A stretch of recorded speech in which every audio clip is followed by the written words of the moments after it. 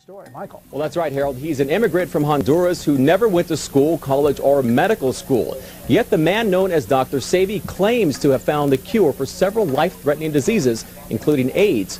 Too good to be true? Well, you be the judge. The lump in Myrtle Rick's left breast is gone. I haven't had any symptoms or problems, anything. Sabrina Peterson's son no longer disabled by sickle cell anemia. He has a lot of energy. I have to make him rest. Disease is cured by this man. His name is Dr. Sebi, but you won't find a medical degree hanging from his wall. Instead, a certificate of healing. We have complex things with science, but if we go back to God and use the herbs as God said, then you can see how simple it is. Then Dr. Sebi believes what ails you can be cured with natural alkali herbs and a vegetarian diet solely made up of what he calls electric foods, mushrooms, greens, and rye breads without starch.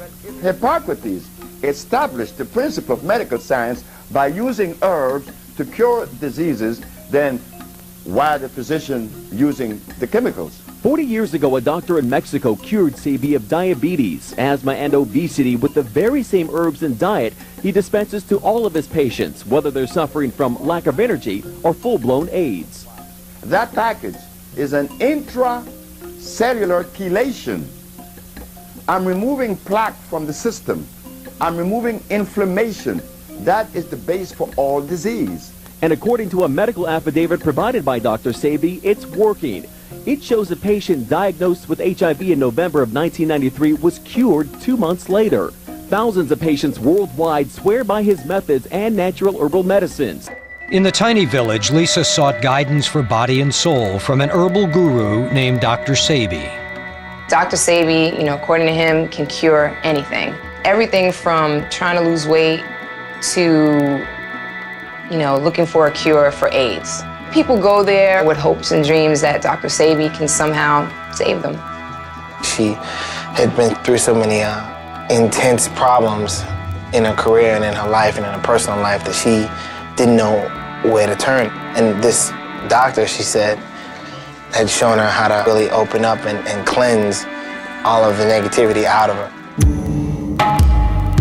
She told me she was suffering with alcoholism and that she was smoking excessively, cigarettes, drinking and smoking. She asked me, what do I need to do to stay on the side of peace? I said, fast, do what Jesus did. She said, what did Jesus do? He fasted for 40 days and 40 nights.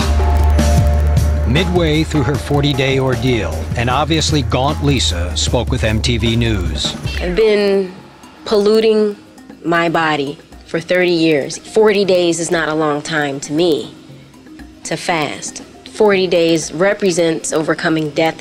It's the number of days that Jesus fasted for, and I kind of feel like I'm on a journey sometimes. Don't really know quite where I'm headed. At the ending of the fasting, she came to me.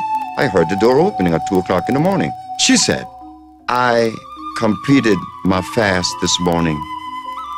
I said, what did you see? I saw God.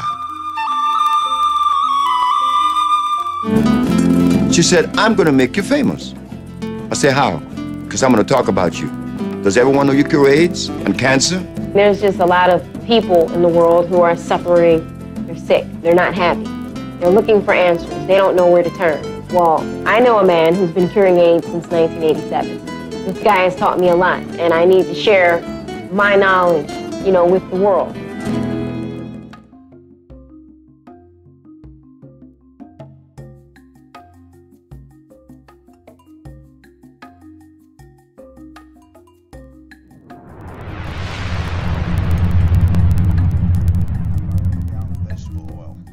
Dr. Mercola shared the value of intermittent fasting, but what about fasting in general? Here's Dr. Boris Greenblatt from Russia.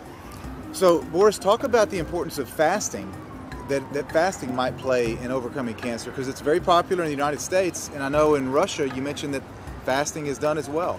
Yes, it's popular in Russia. It doesn't take much money. Cancer cells, they differ from regular cells. And we can play on those differences. And one of the differences, they don't take as well heat as normal cells, and they cannot survive without food for them, which is usually mostly glucose. So in fasting, they suffer more than normal cells. Even for normal cells, it's even good. They kind of detoxify themselves, so nothing bad happening to them. But cancer cells, they die. So that's the reason why it's good. So it's plus for normal cells, and it's minus for cancer cells. So the fasting eliminates the food for the cancer cells, but you also mentioned they don't respond well to heat, so hyperthermia. Absolutely. In Russia, what they do, it's famous Russian banya or sauna. So, in clinics, it's hypothermia. So you can do it double whammy. You can do fast, and then you can do this hypothermia in Russian banya. So you can use this normal physiological difference of cancer cells and kill them with heat and with fasting.